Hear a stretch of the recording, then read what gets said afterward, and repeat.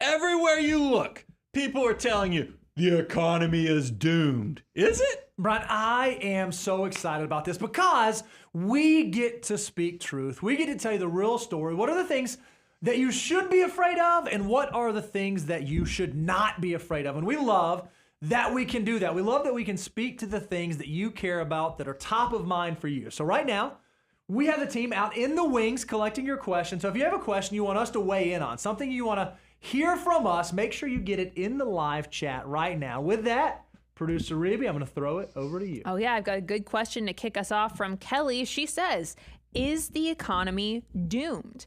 I keep hearing that the economy is going to crash, that I'll never own a home, and that retirement is impossible. It's hard to stay positive with everyone telling me that we're doomed. Will things ever turn around? And how can I make sure I'm still able to reach success when things are a little bit scary? What do you think? What was the name? Kelly. Kelly. So Kelly, let me start here. First, I want to say we hear you, right? Like, so why is the common sentiment right now? Why do people think that the economy is doomed? Well, you mentioned one, housing is at like all-time or near all-time unaffordability, right? Like, it is very expensive to try to get into a home, try to change a home. Housing prices have gone up, interest rates have risen, and we've come through this inflationary environment where the things that we buy every day, gasoline, groceries, normal everyday week-to-week expenses have gotten more and more and more expensive. And all the while, the market's kind of been doing okay. I mean, we had a bad year in 2022, but 2023 was good, and so far 2024 has been fine. There's a lot of things out there that feel painful, that feel like, oh, things just don't feel wonderful right now. But does that necessarily mean, is that a sign, is that an indication that the economy is doomed and you better buckle up because things are about to go bad? I can't escape this. It doesn't matter if I'm on social media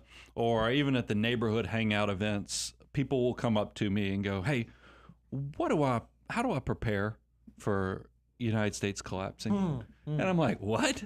Really? This is the question? And then, by the way, it doesn't stop there. I think about all the businesses. If you watch any type of cable news, you'll see somebody trying to sell you gold, and then all over social media, of course, the Bitcoin bros, who are pushing it. And I always think to myself, as I was like, I wish somebody would actually have an honest conversation about what happens if things really do go bad. I mean, let's play this out. Let's actually have a discussion. And I will just go ahead and tell you, as a personal finance professional, there is nothing in my arsenal that fixes your financial life if this thing goes belly up. I'm just going to go ahead and tell you. So let me go ahead and give you for $100 what you can do. And I'm not telling you to buy something from me for $100. I'm actually going to give you my $100 or less prep kit for the apocalypse. All right. Are you ready? This is actually what I have at my house. If you want to know, I have this. The only one that is not part of this is number 4. This one's going to blow the $100 budget, but the first 3 will be pretty affordable. I like water. So I have a life straw for my family. That one's important. I think a fire starter is important. You can go on Amazon.com and buy you a fire starter, where you're literally, starting your own fire. That's going to be cheap. That's probably less than $12. Okay. And then I have a hand crank radio that you literally can, it's a flashlight / radio that you just give it a little elbow juice and this thing rocks and rolls. So you can take care of those first 3 pretty cheap. The 4th one's going to be more expensive, but it's also very important. You've got to figure out how you're going to defend your water, your food, and your family. So that's why defense is going to be super important. In the past, I've made some shock and awe where I had some shotgun shells or something on the desk. That's what you need to do. So that, as you can tell, I really have my tongue firmly pressed to my cheek. And the fact, I do have those things in my house because for $100, why not? I don't have seed banks. I don't have gold. I don't have Bitcoin, all those things.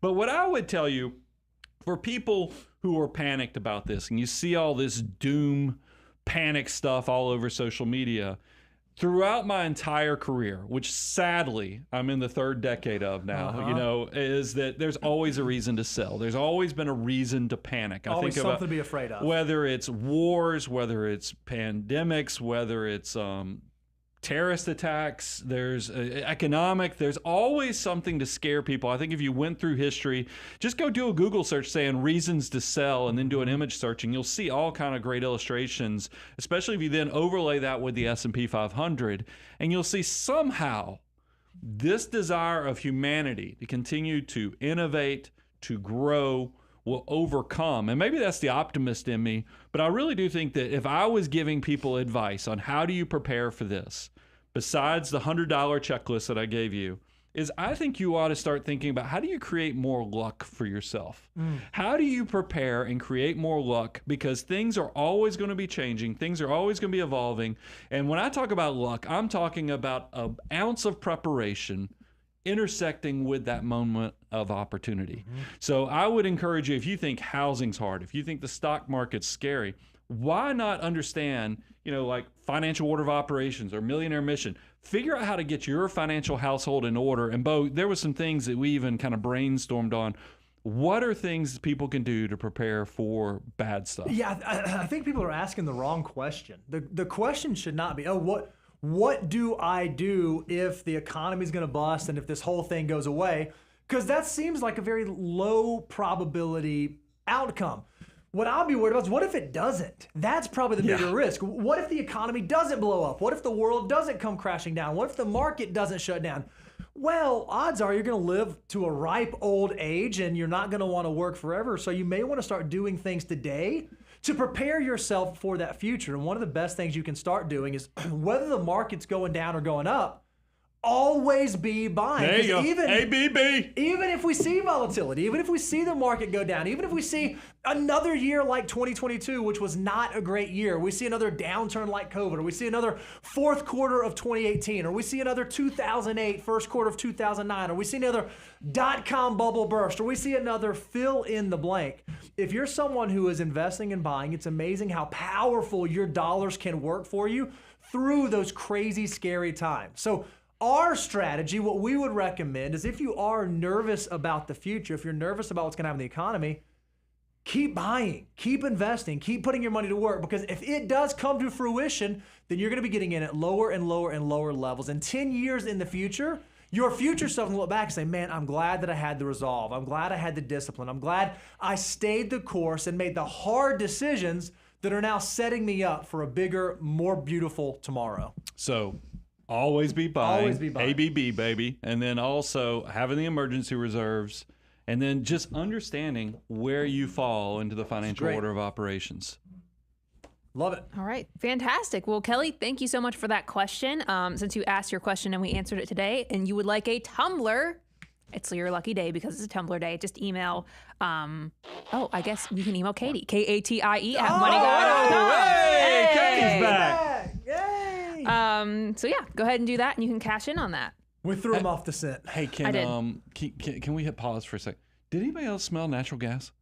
Did you not smell gas smells?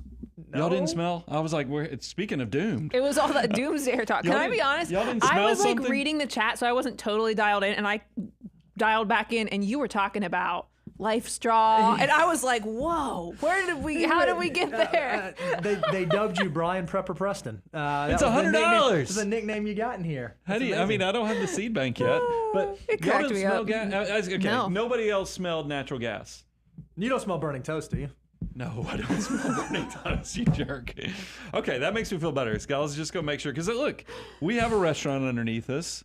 We also, there's been a basement where they've been doing some repair work. I just want to make sure that, maybe it was just, talking about the apocalypse. Wow. All right. Okay, we'll just go around. Okay. I mean, I think we're okay. If you'd give me 10 guesses to guess what question you were asking, that wasn't going to be the one. Make sure. I mean, I don't want to create my own live stream event here where we're like, wow, that's not the reason we want to be on the news. That's hilarious. Wow. All right. Follow that up, Reeves. I don't know how to follow that up, but I mean, I do have some more good questions in here, so we're just going to go ahead and pivot straight to Alexandra's question. She says, my fiance, who's 31, and I, who's 26 and a recent doctoral grad, have a $220K household income. Should we focus more on catching up our 401ks with a combined balance of 30K, so that's where they are with their 401ks, or my $162K in student loan debt with an average of 4.85% interest. What do you think? This is about prioritizing. With an average of what? 4.85% interest. Man, so here's what's really interesting, Alexander. I think a lot of people find themselves in this place like, man, I've got all these things going on. I've got all these unique circumstances. I have this situation that defines where I am presently. And I just wish that there were an instruction manual. I just wish that there were some method or mechanism that would tell me what to do with my next dollar. Alexander, I want to let you know you're not alone. A lot of people find themselves in that situation. It's the very reason why the financial order of operations was developed. It's a 9-step tried and true process to tell you when you are 31 years old and 26 years old and you do have a $220,000 income and you've only, I'm doing air quotes because you're young, only have $30,000 in 401k, but you have $100,000 in student loan. How do I prioritize what to do with my next dollar? The financial order of operations is the thing that's going to walk you through that. So if you don't have a copy, go to moneyguy.com/resources and you can get your free copy. Brian, when you hear this, when you hear Alexander ask this question, because 31 and 26, $220,000 income, the world is their oyster. I mean, they have a lot of opportunity. Do they make up for lost time? Or do they pay off student loans, and how do they decide? The answer is yes. Love it. And the reason it's yes, and of course it depends, but I do know she gave us enough information that I know I think she's 26, but as she set up the question. That means if you understand risk premiums and where her student loan, because I love that she shared that her interest rate is around 4.85%. That is low enough that I don't think you're blowing up your financial future by kind of paying the minimum or paying the income-based payback scale while you go through the financial order of operations. But as soon as you get beyond 25% savings and investment rate as a household, let's start attacking. Maybe that's part of your step 8 and 9 is that you're going to prepay this student loan debt just because you want to be done with it. You don't want to have this thing hanging over the top of you. I have no problem with you extinguishing that debt early after you make it through steps 1 through 7 of the financial order of operations. So go to moneyguy.com/resources, download your free copy, or go check out my book, Millionaire Mission, because this is coming out this month. And will actually have a lot of case studies and actually has an entire discussion on this type of topic when I get to step 3 and paying off high interest debt. I'll tell you one other thing you can go check out. Again, just because you guys are 31 and 26, the reason why, like the methodology behind, hey, maybe I should prioritize building up wealth, saving and investing, growing my dollars versus satisfying relatively low interest debt is because of how powerful your dollars can be at this age. So if you've not checked out our wealth multiplier, again, go to moneyguy.com/resources and you can go play with our tool. You can go check out the wealth multiplier to see exactly what every dollar can turn into for you. And at 31 and 26, it's powerful. It's awesome. You should let your money work for you. You should figure out how to use that huge income that you have at such an early age to really set your future self up for success. Yeah, it's get wealthy behaviors and then there's stay wealthy behaviors. We got to get you wealthy first, and that's what we're focusing on while you're at that young age, while money has such a huge multiplier because you have so much time in your favor. So make sure you focus on the get wealthy behaviors and then maximize the stay wealthy. And that's probably going to happen as you cross in your 40s. You'll see there'll be a great opportunity to pay off all those debts, be completely debt-free. But let's make sure we get you wealthy first. Love it. Alexandra, thanks so much for the question. Since you asked the question and we answered it during the live stream today, we'd love to send you a Money Guy tumbler just as a thank you. You can reach out to Katie to cash in on that. Her email is katie@moneyguy.com. All right, Kyle's question is up next. It says, the state of Colorado offers a dollar-for-dollar match on 529 funds, up to $500 per year for the first 5 years of your child's life. So where would that fall in the financial order of operations? Oh, this is a trick question. Yeah, so maybe you can talk about where 529 typically falls and then share some thoughts about how you would think about that. Yeah, so when you put money into a 529, what's that money actually set aside for? That money's set aside for college, right? Like it's for education. Or I guess technically it could be for private school, K through 12. But the idea is it's going to pay for an expense for someone else that you think you might likely be on the hook for at some point in time. Now, we love free money and we think that free money is amazing, but this is my stance. I want to see if you agree with this, Brian. Free money going into a 529 is not the same as free money going into your retirement account, because those are not dollars that are going to pay for your future financial independence. They're just kind of juicing the pot to help you pay for a future expense that you're going to incur when your child goes off to college. So in my mind, I think that would still fall into the same place that 529s normally fall. It's like a step 7, step 8 type thing. But when there's that free money on the table, I would try to get there as quickly as possible, because I don't think it has to be an either or. I'd love to see a scenario where you're doing both so that you're still getting that free money. Kyle, I love the mentality there. That's a financial mutant mindset for sure. When you hear the opportunity to get some free money, your ears immediately perk up. But we do need to make sure that you get things in the right order of operation. There are no retirement loans. There are student loans, but we also understand a financial mutant doesn't want their children paying student loan interest. Especially if you came through that yourself, you're like, how do I not put that burden on my children? But let's make sure we also get you to step 8. There's a reason when you go to moneyguy.com/resources and download your own free copy of the Financial Order of Operations, we put the cap on there from graduation. Is because we know when we're prepaying future expenses, or abundance goals as I like to call them, that this is something that makes a lot of sense to make sure you got your oxygen mask on first, meaning you're saving for your own retirement, and then we're transitioning and focusing on getting those free dollars for your kids' college. So try to get to saving and investing 20 to 25% of your gross income ASAP, so then we can go and maximize those 529 opportunities, because they are awesome. I will tell you, having a daughter in college right now, I have been leaning heavily on the part of her tuition that's not paid by scholarships. We've been funding her housing and her education off of those 529s, and it's been very, very helpful. So I commend you for the thought, but let's make sure we do it in the right order of operations, and the foo is your friend, so respect the foo. Respect for the food. Man. Got so excited the mouth didn't want to work. Respect the food. There it is. Boom. There it is.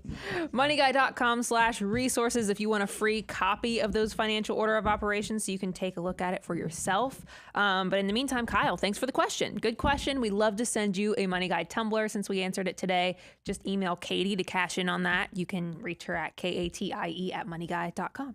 You know another thing that people should do, Reeves? Oh, yeah. That they've not done. You know what they should do? You should tell them. If you have not subscribed, you should subscribe to the channel right now, because that's how we're going to know that you're out there. We are sort of numbers and statistics nerds. And so one of the things we look at is, okay, when you guys are hanging out with us, how many people actually bought their seat, meaning subscribed, versus they're just kind of floating in and out. And a lot of you guys are floating in and out. We want to know that you're there. So if you've not subscribed to the channel, make sure you do that, so we have an accurate idea of what you guys all are doing out there. And then, Reeves, do we have anything coming up this month? Is there anything going on this month? We do. Is there anything? We're launching a book. Hey. No pun intended. Rocket ship on the cover. Millionaire Mission launches May 28th. You practically hear it launching. There's still some great pre-order perks available. If you order before May 28th, you can get into Brian's book club, which if you're on our email list or follow us on socials, we've got more information about what Brian's going to be covering in those exclusive meetings. We've got 20% off the Money Guy store. We've got a giveaway entry. You can go to moneyguy.com/millionaire mission to find out all the details about where you can pre-order, and also what pre-order perks you can cash in on when you pre-order before May 28th. Let's not forget, we're actually visiting some cities that might be near you. If you Absolutely. go to moneyguy.com/book tour, we do have 4 cities, and I gotta tell you, I'm excited for all these cities. But if you want to know right now, Dallas, Texas, you guys are rocking it. I mean, it makes me feel so loved. So I'd encourage, if you're in Atlanta, if you're in DC, let's try to keep up with those Dallas folks, because they are absolutely crushing it, and makes me feel. I went home and told my wife, I was like, honey, if we ever need to leave the beautiful area of Franklin, Tennessee, I think we can make it in Dallas, Texas. There's a lot of support there. They seem nice there. Lots of support there. Oh, man. Good stuff. We are very excited about all of that coming up this month. All right. Ready for the next question? Yes, ma'am. Tracy has a question for you. She says, if your emergency fund needs to increase, from 3 to 6 months of expenses to 18 to 24 months of expenses in retirement, when do you need to start building up cash beyond that 6 months if you hope to retire early, especially in this case? What's the rule of thumb or how she can start thinking about that? Yeah, it's really interesting. We get this question all the time because people, I think the way we talk about it sounds so matter of fact and so linear. When you're in your accumulation phase, you need 3 to 6 months of living expenses in cash. When you retire, you need 12 to 18 months. So it's almost like as you're, packing up your desk, and then as you walk out of the office on your last day of work, you immediately go figure out how you get 12 to 18 months of living expenses. But in practice, that's not really the way that it works. Our day job, we're fee-only financial advisors, so we help hundreds of people navigate this transition from the working world to the non-working world, from financial dependence to financial independence. And so we actually kind of walk this path with folks. And what most often happens is it's a gradual thing through time. As you begin getting close to retirement, as you begin moving towards that final date, you will slowly start to increase your cash position naturally. We all kind of do this, whether that be through your saving strategy, meaning, okay, I was maxing this and putting money here and doing my after-tax brokerage account, and instead of doing my after-tax, I'm going to start building up cash. Or it might be through portfolio rebalancing. As you begin to rebalance your portfolio in that 3 to 5 years leading up to retirement, you might naturally shift from more risk on to risk off assets.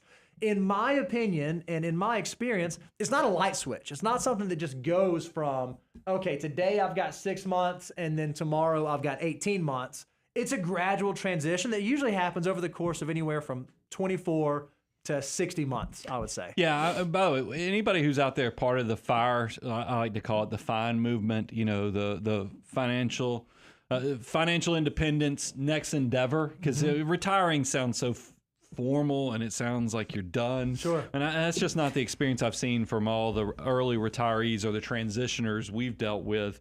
So here's what I would tell you if you're worried about this, is that personal finance, there's a key word there, is that it gets very personal as you're actually trying to figure out how you implement your distribution plan. It's easy for me to give guidance. We can talk about 4% withdrawal rates, safe withdrawal rates, and all the research and so forth. But all that is napkin planning to a large degree. As you're getting in within that 5 to 7 year window of actually retiring, it makes sense to measure twice, cut once, because you've only had one retirement or one transition. It might as well bring in somebody who's done this hundreds of times, because they're just going to know where your blind spots are. They're going to actually be able to model out, because you might have, everybody's different. It's kind of like your fingerprints or snowflakes, and the fact that, do you have a pension or do you have some type of income stream that's going to be coming in because maybe you retired out of the military or the government, you were in public service, or you were a teacher. There's all kind of things that might be changing the way your health insurance is structured, whether you have income coming in that offsets that and what you have to save for yourself. And all of that is going to flavor how much cash is going to be needed. And that's why I always encourage people, stress test it and actually run a full in-depth cash flow plan. And I don't think that you can do that off of just doing benchmark and basic case study type things that we do on the Money Guy Show. So that's why we always talk about the abundance cycle, is as you're approaching retirement, please pay it forward and consider taking the relationship to the next level. You know what I'm always amazed by for folks that are approaching retirement? And I don't know why this is the case, but I'll have a phone call with someone and I'll say, okay, hey, well, what's your monthly burn rate? What are your living expenses? How much it costs you to run the household the way you want to run it? And they're like, oh, I know how much I make. I know what my paycheck is, but I don't know. And then they're like, well, if we're planning for retirement and you got to live on, you need to have, and like maybe you don't have to budget, right? There are times where you can like graduate past budgeting, but you need to have a really good idea of what your living expenses are now, and then realistically, what are they going to be in retirement if you are approaching that? I'm just amazed at how few people actually have a beat on that. Actually have done the work to track how much am I spending, what do I want to do, what's the life I want to live, so that I can make sure before I actually exit the workforce, I know I'm in a good foundational footing. Well, and then we always have to play the detective role of, we take what their income is, we back out the taxes, we back out the savings rates, and then we say, okay, this is what you should have left over. And you're like, well, wait a minute. There's all these holes and gaps, and like, yeah, this is why you need to spend some time on this endeavor, is because you actually need to be more purposeful with how you spend your money, because that's actually what's important, is what is your spend or burn rate, and then how much do you have in assets, so you can figure out if there's an intersection point where you do get to the point. That's why we also love doing the net worth statement every year, is because you start paying attention to these numbers and variables, and you start realizing how close are you to actually building financial independence. Great. Awesome. Well, Tracy, thank you so much for that question. Thank you for being here. We'd love to send you a Money Guy tumbler if you would like one for asking your questions today. Just email Katie, Katie @moneyguy.com, and we'll work on getting that sent out to you. I just saw a question come through. Can I ask a question? Sure. This isn't a real question. It's a real question because it's in the chat. But like, Mama didn't raise enough to ask this question. If we could collaborate, like if we could do a collab with anybody, who would it be? Don't answer long. This is a short answer. I'm just kind of thinking like who'd be really I kind of know. I think I have yours pegged. I have a few really? that I think you'll say. Dave Grohl. Oh, well, I mean, that's more of a fan thing. I mean, that's kind of what the this question's question. asking. Like, if you could do, I would love to do with Dave anyone. Grohl, because, I mean, look, he's done some, and if you've read in his book or listened to him talk in interviews, he talks about some key things that like him and his father had a contentious relationship, but his father gave him advice as he started getting some of those Nirvana checks that it just stuck with him. And he actually, he locked it in. He started spending those or saving those checks like they weren't going to keep coming. And then after he built up enough assets, and that's why he's worth hundreds and hundreds of millions of dollars, I think that there could be a lot of educational stuff that comes from doing that type of collaboration. Now, there's probably others. I've thought about, I have some key opportunities every year because I'm a Georgia boy. I'm like, I ought to use those to see if I could just start doing strategic invitations for people to go to events with me that might be interested, but I haven't put that to paper yet. I like the idea. I'd say Warren Buffett would be a cool one, right? Like I think. But Bo's still mad, by the way, that we never went to Omaha. I'm so mad. I mean, because we could have really. It would have been nice to do Buffett and Munger. People ask all the time, do me and you ever fight? And that's no, we never fight, obviously. But the only disagreement we ever have is over going to Omaha. I'm so upset about it. Yeah, we never did it. We could have done it. We missed it. Sorry, that part was for free. I saw the question. Buffett. Anybody else you can think of besides Dave Grohl? Dave Grohl, Warren Buffett. Those would be two good ones. Really good ones. Okay, I'll let you noodle on it. Okay, Ribs. I mean, we've had some good collabs. I mean, I think about the fact, when we had George on the show, we had Clark Howard on the show. Caleb was more than generous with us, letting us audit him. So, I mean, we've had some good collabs out there. So, I mean, it's been, even Dave, we'll say Dave. Dave gave us a collab. So, Dave I mean, we've great. had some good ones. But yeah, if you ask me, Dave Grohl, but that's a bucket list type thing. And by the way, I'm good at barbecue too, Dave. Look, there we go. We could literally do a live. I don't know if he's stream still in that season of life, because you kind of. You remember that time I was like, "Hey, are you still in that season of life? Do you still barbecue?" I've been eating barbecue.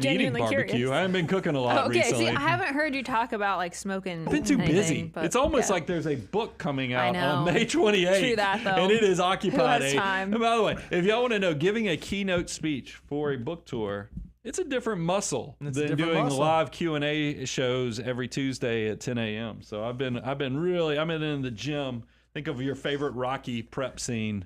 That's me.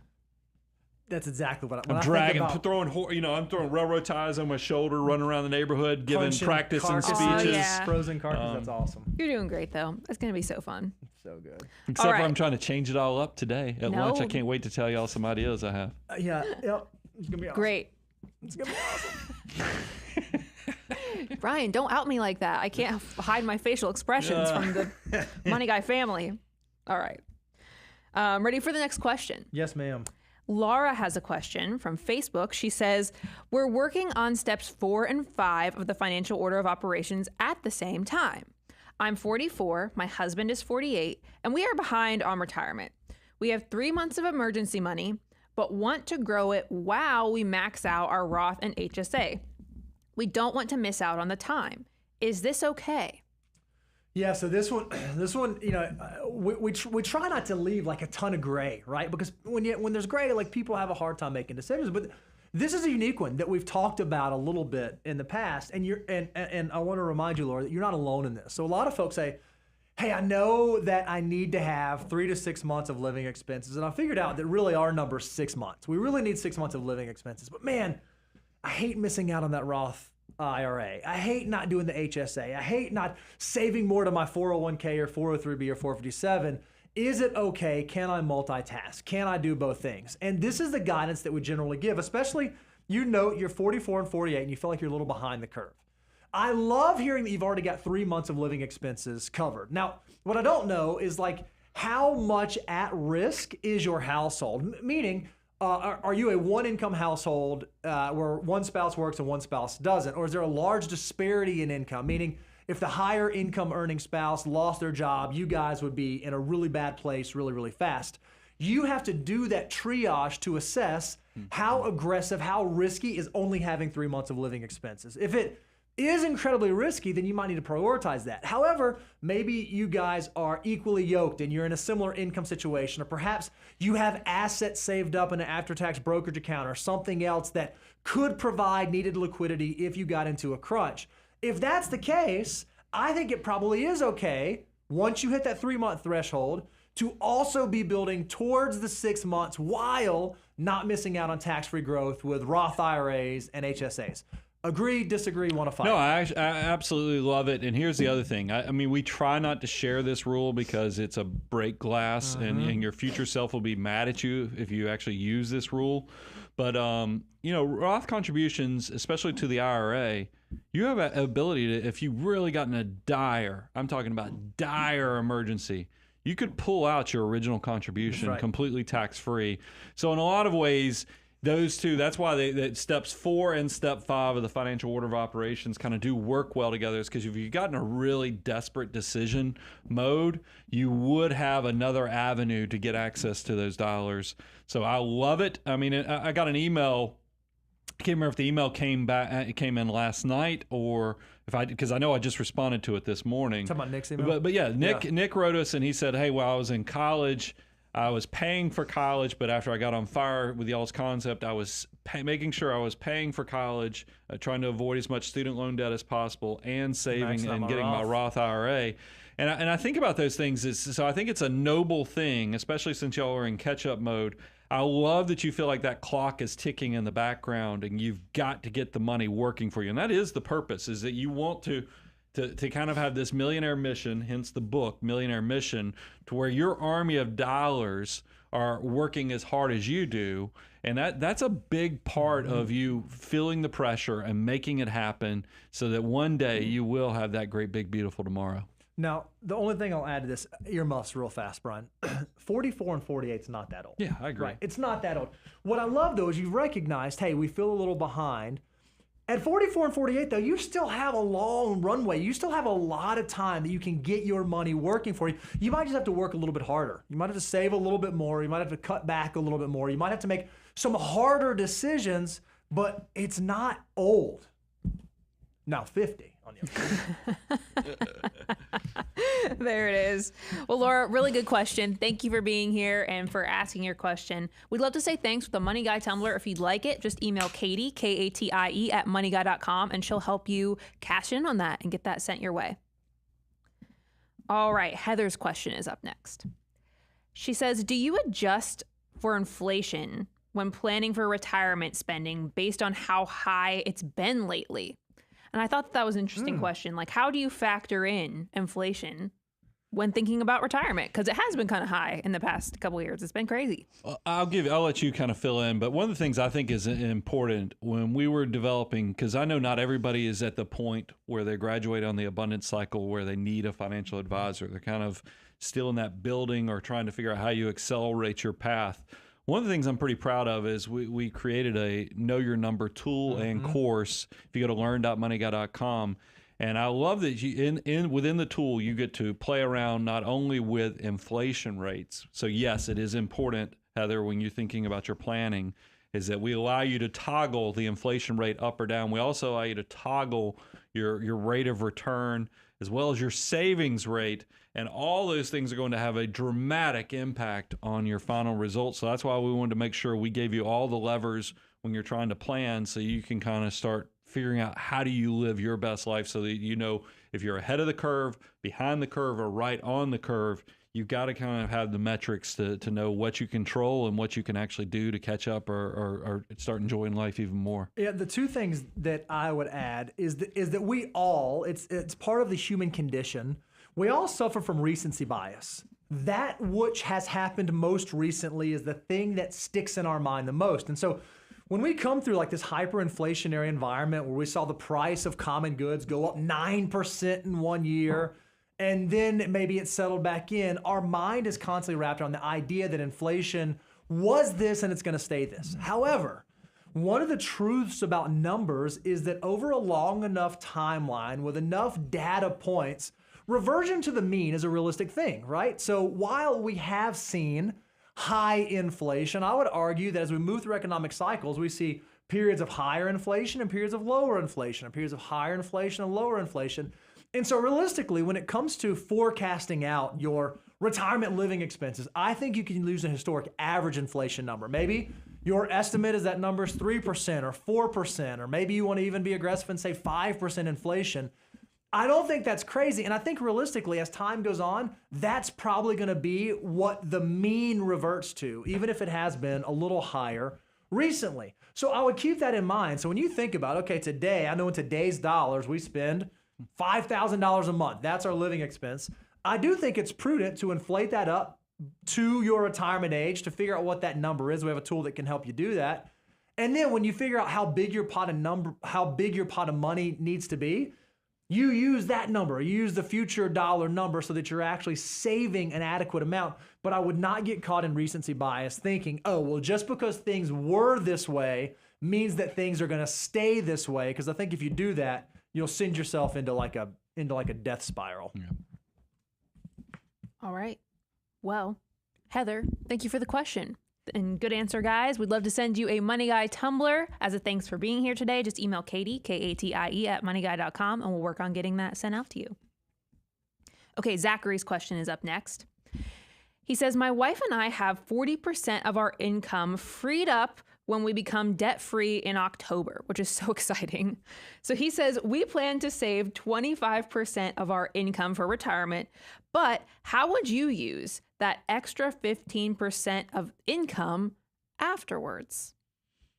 Okay, I got to think about this. 40% of income freed up when they pay off their debt. So that must be going toward debt right now. Okay. Yeah.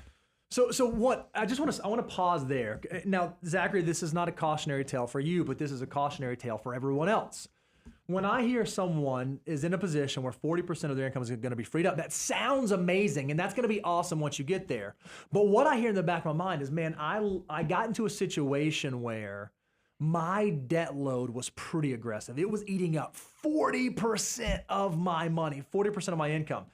It's the reason why we have all the rules of thumb that we talk about. When it comes to housing expenses, you don't want it to be more than 25% of your gross income. When it comes to car payments, don't want to be 8%. And then when you add up all the debt that you service, when you add up your car loans, your auto loans, your housing, student loans, everything, you don't want your debt service to cross over that 35% mark of your total income. So when I hear that you're at 40%, I'm like, oh, okay, we weren't in a great spot. But now, so the cautionary tale is, try, if you can, at the stage of life that you're in, not to let your total debt load exceed 35%. So now the question is, okay, when we get this paid off, and it's in the near future? Yeah, in October. So in October, pretty soon. when we get this paid off, within the year, we need to do something with this capital. And so what they said was the first thing they're going to do? Invest 25% to retirement, just like you guys would say. What do they do with it? Now, did Zachary give us his age? Yeah, well, I've got some thoughts on this. Is that, first of all, because I mean, the easy answer is that you look at the financial order of operations, go to moneyguy.com/resources. I know a lot of people go immediately default and say, hey, he's probably it's step 8, so he can start doing whatever the heck he wants to do with his money.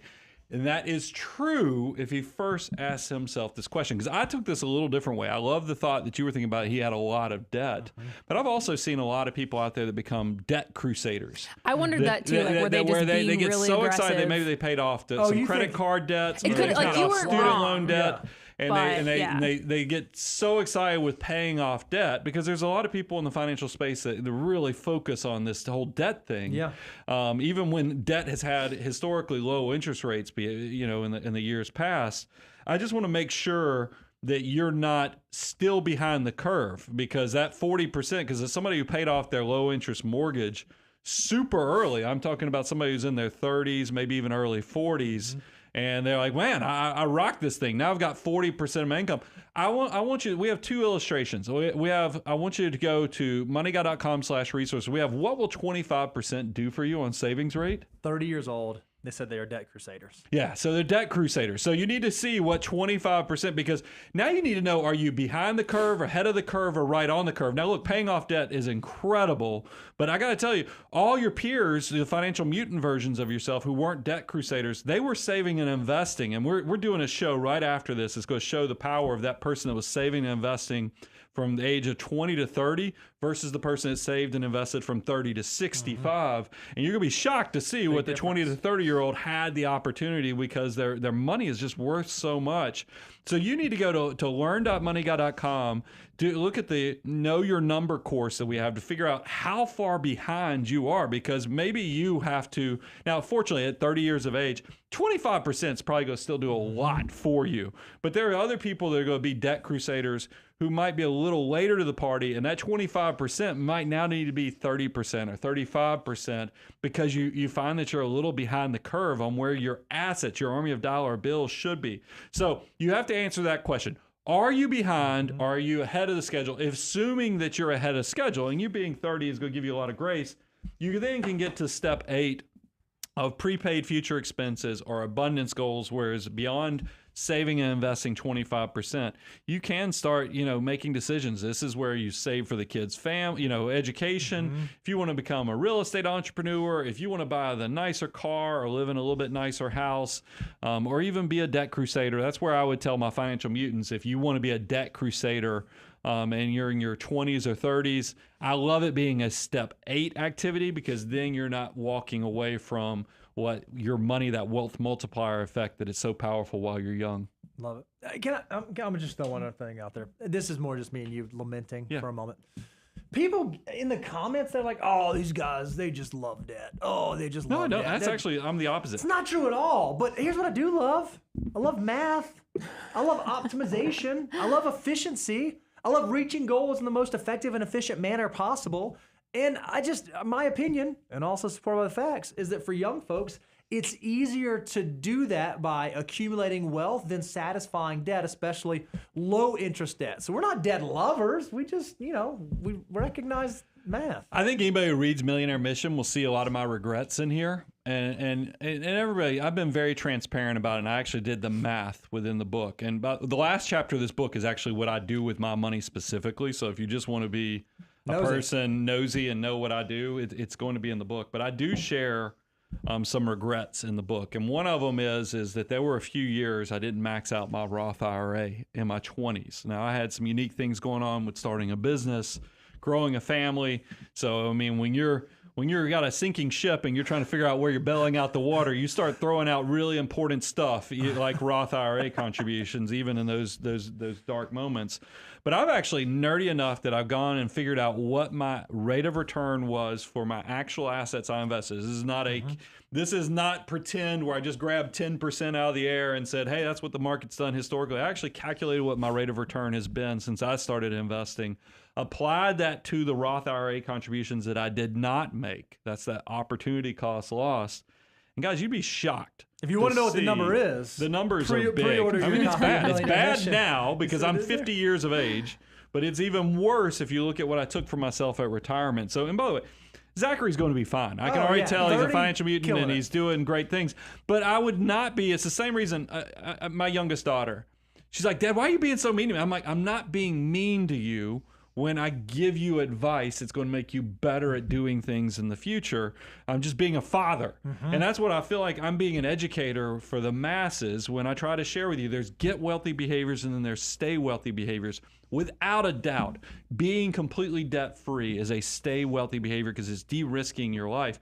But there's a huge risk for all my 20 and 30-year-olds and 40-year-olds is you got to get wealthy. You know, just because you have the components of a good income and the desire to save and invest, if you don't actually get the money in the investment accounts and actually let your army of dollar bills start growing and recruiting and growing, and building more and more on top of themselves, then you really missed out on the most powerful resource of the three ingredients. Remember, there's discipline. That's that deferred gratification that a lot of financial mutants have.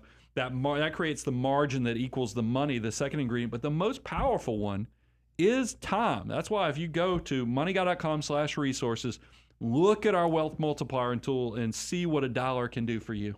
Love it. Love it. Yeah, Zachary, great question. Sounds like you're well on your way. Moneyguy.com/resources. Definitely go check that out. We have one also called How Much Should You Save? And it's going to tell you how much your saving can replace in retirement at your age.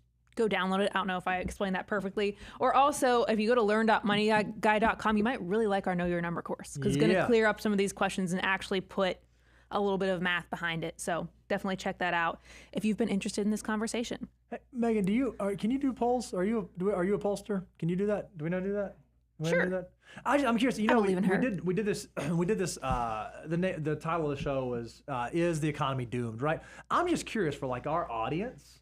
I wonder what they like. Are people more optimistic or pessimistic about the market? I'd just be curious to know about the financial mutants in here. Now, clarify: is that market or life in general? Well, I mean, the economy, Like about right? investing in the economy, I would generally say, speaking? To tie in with the title of the show, I mean, because what would your guess? Because like, I think some people out there are really nervous. I mean, Matt, are you seeing the comment? Like, there's a lot of people out there really nervous, right? That are concerned. But by and large, I would think that our group is a pretty optimistic group. Can I ask anybody who's really nervous about the economy? Besides the financial order of operations and getting your emergency reserves and knowing what to do with your next dollar, can you control the economy? What? What? Let me read for you the poll. Let me read Megan the poll just that said, Megan just put "Oh up. Oh no! What did Megan post? Are you optimistic or pessimistic about the economy? And your two choices were yes or no. Megan, we can pick on you because you are great, but that was really funny. 81% of respondents said yes to that question. We're going to try it again. Try it again. That's great. There we go. That's We just put This the is poll what up happens when you again. run a live stream. Megan's brilliant, by the way. Oh, thank you for that.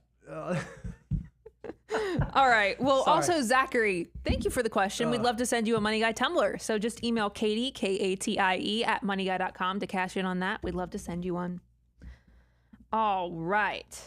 Do you want to do one more and then check in on the poll? Yeah, let's do that. All right. Amber has a question. She says, is home ownership really a quote unquote good investment? What does building equity even mean? Is renting forever really a bad thing in this economy? Can I give some flavor from data that I know?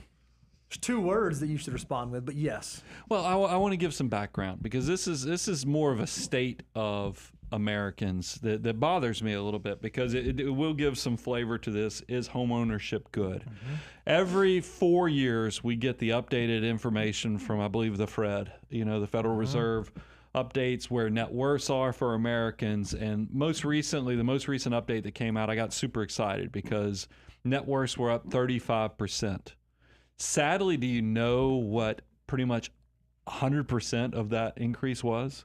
Was really, I consider it the inflation impact of housing and people who own their houses. They were up 35%.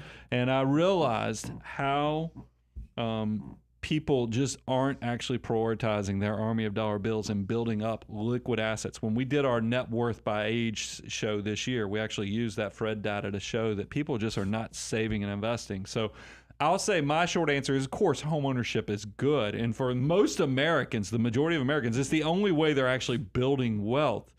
But that is not how I think you ought to look at your army of dollar bills. I think there is a missed element of building wealth versus keeping wealth that people are missing. Yeah, Amber, the way that I would answer your question, is home ownership a good investment?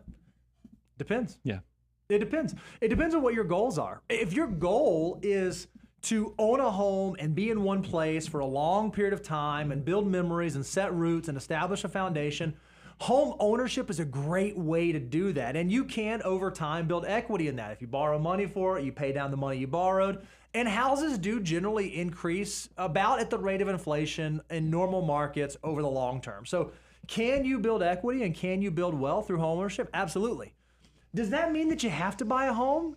No. If you're someone who doesn't want to be tied down, maybe you don't want to live in one area for more than 5 to 7 years, and you want the flexibility to be able to live in different parts of the country, or you want the ability to go travel internationally for a season, or you just don't want to have the maintenance and the upkeep and the responsibility of home ownership, there's nothing to say that you have to own a home in order to be wealthy. You have to buy a home in order to be able to be financially independent, because we've seen people do it both ways.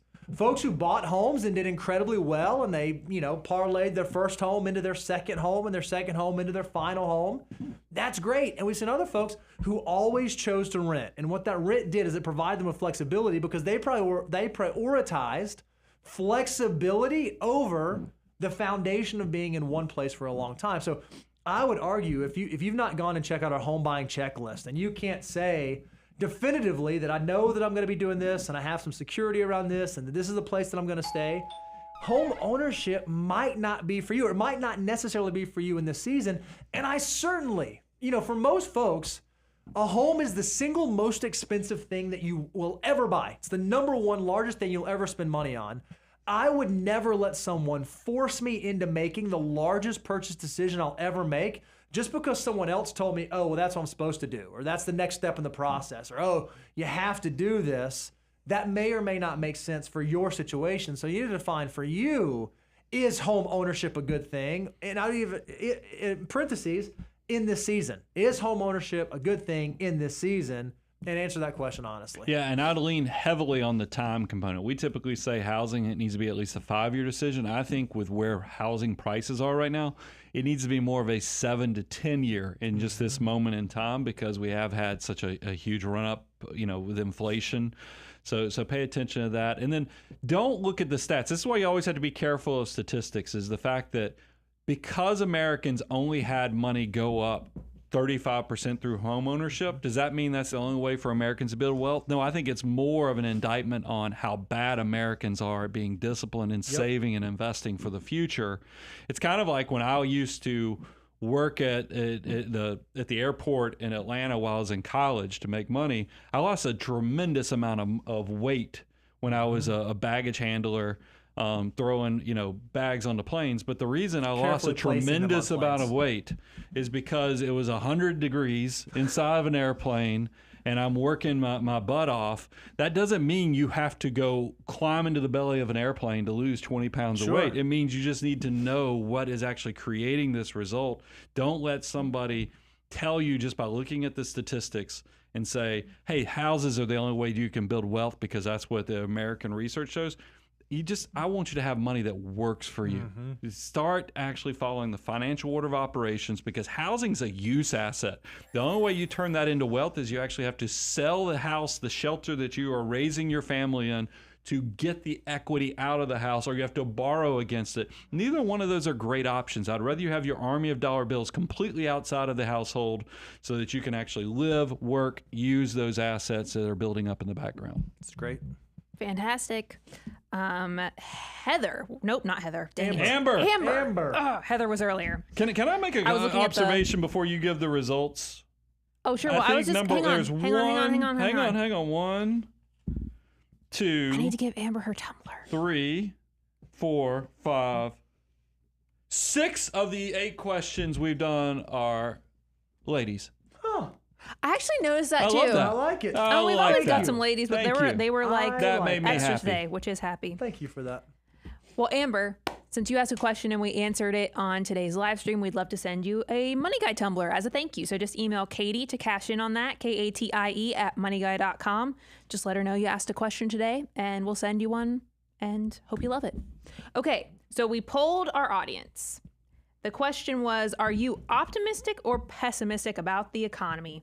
And 69% said they were optimistic. Oh, look at that. There we go. 70%. Oh, like the financial mutants. Good for you, financial mutants. By the way, I was kind of thinking, I didn't want to cloud everybody's judgment on this. I would have wanted option 3, is that in the next 3 to 5 years, nobody really knows. Well, that's why I didn't ask I'm that optimistic for the long term. I mean, I don't know what things are going to do in the next 2 years. Sure. I mean, I'm reading always the tea the case. leaves. I That's know, always the but case. That's always the case. That's the point, is that you just always be buying, baby, because you don't know what's going on in the short term. Nobody does. Who you tell? Go look at all the economists when they predict interest rates. They don't know what the heck's going on. They was just as bad as the weathermen. I love it. Well, somebody said a comment, or somebody made this comment. The stock market or financial media has predicted 9 of the last 5 recessions. That's good. That's actually pretty That's funny. good stuff. Look I at that think Shay financial threw that out. humor. Thank you, Shay. Well, hey, as always, we love answering your financial questions every week. So thanks for being here. Thanks for asking them. Remember, the answers continue at moneyguy.com. We've got our resources page with tons of free downloads and free calculators that will help you just continue to think through these concepts, refine these skills, and hopefully give you some confidence around your financial life. And then, as always, learn.moneyguy.com if you're ready for a deeper dive in one of our courses on the financial order of operations, or knowing your number, or getting your net worth statement started annually. So definitely check that out. We made it all for you because I know we have to be done answering questions for today, but we'll be back at every Tuesday, 10 a.m. Central, and moneyguy.com is there for you in the meantime. Guys, there is a better way to do money, and we share this with you every week, and I'd love for you, I humbly ask you, we are 2 weeks from launch of this book. So I humbly ask you, if you have not, because I know it's just human nature to be a little bit on the procrastination side, do me a favor. I'd love for you to go pre-order this book. And here, let me tell you why I want you to pre-order. Is because this book has a chance to make a statement when it releases. There will be people paying attention to what happens on the day or the week that this book launches. And I'd like that. You don't get that back. Just like earlier today, I talked about my regrets of not maxing out my Roth IRA for a season of my life. I want you guys, all my financial mutants, to help me not have regrets on this book launch, to see if we can get some bestseller status or something else out there. So please go to moneyguy.com/millionaire mission. You'll see all the retail options that are out there. You'll get access to pre-order perks. You even can do the financial mutant thing and go through each one of the links and see who's offering it at the best price, because there is some difference on that. But get in there and help us out. And I think it will change your life. This is a win-win. This is what we call a twofer. Get in there and get Millionaire Mission. Moneyguy.com/millionaire mission. I'm Brian for Bo. Rest of the Money Guy team. Millionaire Mission. Money Guy team out.